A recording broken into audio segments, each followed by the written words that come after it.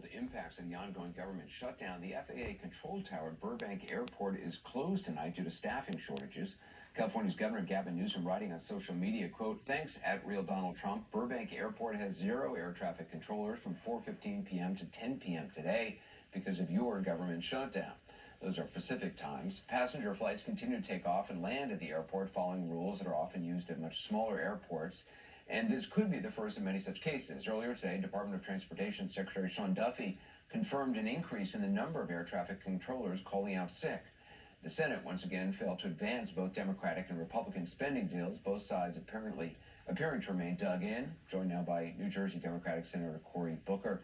Senator, you obviously have Newark Airport, which is crucial to nationwide air travel. I flew in there just over the weekend in your home state. What's the latest information you have on how staffing there may or may not be impacted?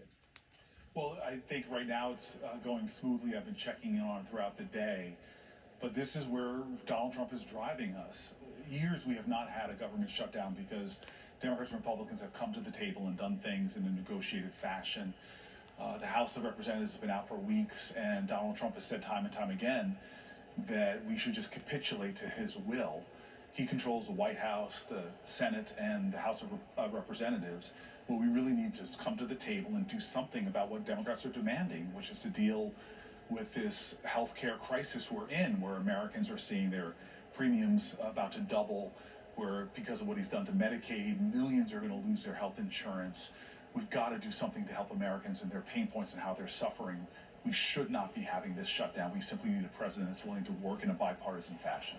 You showed this video earlier. It was put out by Homeland Security. It's highly produced, very slick. It posted by Secretary Kristi Noem, shows the huge ICE raid last week on a Chicago apartment building.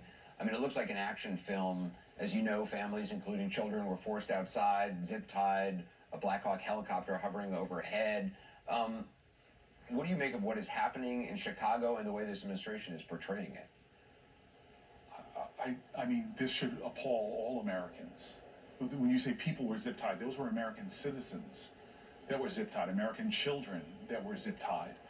As he's pursuing what he thinks is an action hero movie, what's really happening is people are getting hurt, communities are being torn apart, people are afraid, and he is violating every day our values, not to mention our public safety and our strength. Donald Trump is reckless, chaotic, cruel, and deeply corrupt. And this is something I'm glad to see most Americans on both sides of the aisle together say that is wrong. And in addition to the fact, frankly, he's just wasting tens of millions of dollars that should be invested in local law enforcement agencies who really do need the resources. Do you think this is an attempt to kind of normalize federal troops on the ground in major American cities?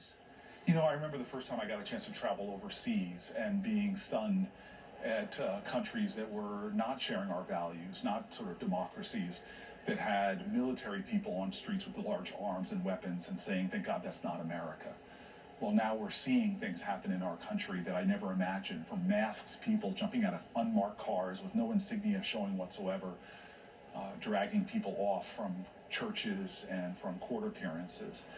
This is one of those times where this is not left or right, it is right or wrong. Will we speak up? Will we have the courage to say this shouldn't happen? Because the reality is in America, we know, as the great James Baldwin said after the false wrong arrest of Angela Davis, if they come for you in the morning, then they're going to come for me at night. When you take away other people's values anywhere, it's a threat to all of our shared precious values everywhere. Do you expect, these legal fights over the president deploying National Guard to Oregon, Illinois, will end up going to the Supreme Court, and do you think the court would ultimately give the president wide latitude? Look, I don't know. I do know that when his own appointees rule against them, as they have, he suddenly questions the legitimacy of even people he put on the bench. Donald Trump doesn't respect our judicial system at all. I don't know what the outcome is going to be with this very conservative-leaning court, but I do know that what Donald Trump says in his own words is he does not respect the separation of powers, he doesn't respect checks and balances. Donald Trump is dangerous, and we more and more need to realize that. And if you want to know an immediate danger, it's 22 to 30 million Americans losing their health insurance. It's our hospitals closing, clinics closing. He's literally a danger to our health and safety, and we're seeing it in real time. What do you say to people in this country who I'm sure you hear from every day who feel demoralized, who feel like they don't recognize the some of their neighbors or are concerned with the way things are going and feel demoralized? Yeah, I think American history is a perpetual testimony to very dark and difficult times, us finding a way forward. American history is a celebration of us achieving impossible things against impossible odds. Suffragists were demoralized, union organizers were demoralized, civil rights activists were demoralized. God, they were demoralized after what happened at Stonewall. We are a country whose story is people in the midst of despair choosing to be agents of hope by their willingness to stand up.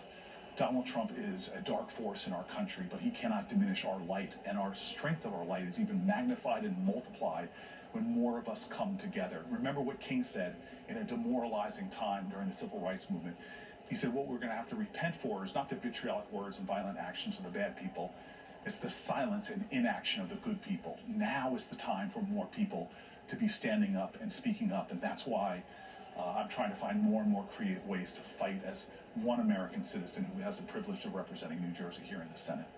Senator Cory Booker, I very much appreciate your time. Thank you. Thank you.